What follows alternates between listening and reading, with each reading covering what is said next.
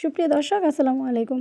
আমি আজ বাচ্চাদের খাবারের নতুন আরও একটি রেসিপি নিয়ে আপনাদের মাঝে হাজির হয়েছি। সেটি হলো দুধ ডিমের মিশ্রণে সাবুদানার পুষ্টিকর পুডিং রেসিপি।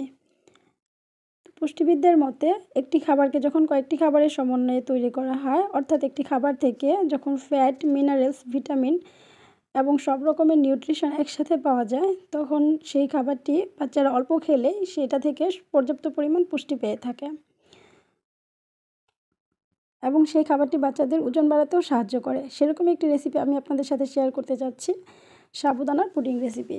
তো আমি এখানে কিছু সাবুদানা নিয়েছি, এই হচ্ছে আমি ঘি নিয়েছি, এখান থেকে ঘি কিছু পরিমাণে দিয়ে দিব। আর হচ্ছে আমি তাল মিষ্টি নিয়েছি। এর জন্য আমি একটা ডিম নিয়ে নিয়েছি। এখানে আমার বেবি যেহেতু 1 বছর, আমি ডিমটা পুরোটাই নিয়ে নিয়েছি। আপনাদের বেবি 1 বছরের নিচে হলে 9 মাসের নিচের বেবিকে অবশ্যই সাদা অংশটা না দিয়ে ডিমের কুসুমটা দিবেন। আমি ডিমের পুরো অংশটা দিয়ে দিয়েছি, কারণ ডিমের সাদা অংশে অ্যালবুমিন সহ 4টি প্রোটিন থাকে। এই প্রোটিনটা বেবিরা খুব সহজে নিতে পারে না, তাদের পেট খারাপের সমস্যা হতে পারে এবং অ্যালার্জেটিক সমস্যা হতে পারে। এই জন্য 1 বছরের নিচে বেবিদেরকে আপনারা শুধুমাত্র কুসুমটা ইউজ করবেন। আমি আমার বেবি 1 বছর, এই জন্য পূর্ণ হয়ে গেছে, এই জন্য আমি তাকে পুরো ডিমটাই দিয়ে নিচ্ছি।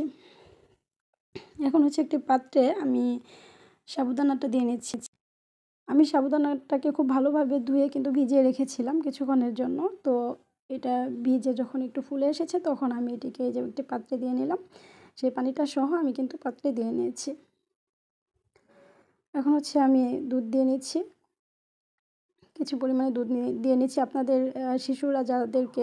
যারা শিশুদেরকে দুধ খাওয়াবেন না, তারা লিকুইড পানির সাহায্যে এই পুডিংটা তৈরি করে নিতে পারেন। তো আমি দুধটা আমার বেবিকে খাওয়াই, এই জন্য আমি হচ্ছে দুধটা নিয়ে নিচ্ছি। দুধটাকে ভালোভাবে জাল করে ঠান্ডা করে নিতে হবে, কারণ সাবুদানাটা হতে বেশি সময় লাগে না। আমি সাবুদানাটাকে যেহেতু ভিজিয়ে রেখেছিলাম, তো এইভাবে করে বলক এসে গেলে, অনেকক্ষণ জাল করার পরে এইভাবে বলক এসে গেলে আমি কিন্তু ঘিটা দিয়ে নিচ্ছি। ঘি বা বাটার যে কোনো কিছু ইউজ করতে পারেন। আমি হচ্ছে তাল মিষ্টি দিয়ে নিচ্ছি স্বাদের জন্য।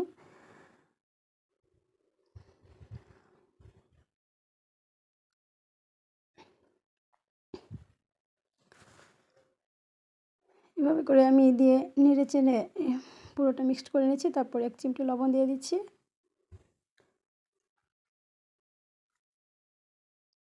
তারপর খুব অনবরত আমি এটিকে নাড়তে থাকবো। দেখুন এরকম হয়েছে, আমার সাবুদানাটা কিন্তু ফুলে উঠেছে। এখন হচ্ছে আমি ডিমটা দিয়ে নিচ্ছি। ডিমটা দিয়ে আমি অনবরত নাড়তে থাকবো। ডিমটা দিয়ে আমি অনবরত নেড়ে চেড়ে এটিকে রান্না করে নিচ্ছি। ডিমটা দিয়ে খুব অনবরত আমি নাড়তে থাকবো। এভাবে করে নেড়ে চেড়ে আমি রান্নাটা করে নিচ্ছি। দেখতে পাচ্ছেন আমার সাবুদানাটা প্রায় হয়ে এসেছে। আপনাদের বাচ্চারা যেমন লিকুইড খায়, সেরকম লিকুইড অবস্থায় রেখে আপনারা নামিয়ে নেবেন। আমি আমার বেবি যেমন খায় সেই পরিমাণে রেখে আমি নামিয়ে নিব। আমার সাবুদানাটা প্রায় হয়ে এসেছে। আপনারা দেখবেন সাবুদানাটা ফুটেছে কি না। ফুটলে তারপর লিকুইড যতটুকু রাখতে চান ততটুকু রেখে আপনারা নামিয়ে নেবেন।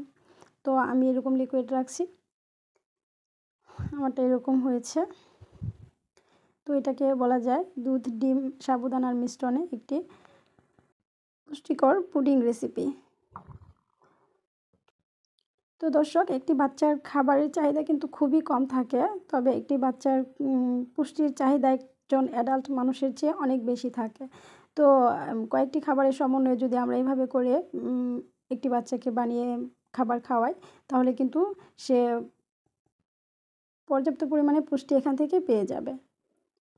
তো দর্শক, এই ছিল আমার আজকের রেসিপি। আমার রেসিপিটি যদি আপনাদের ভালো লাগে, লাইক দিয়ে আমার পাশে থাকবেন।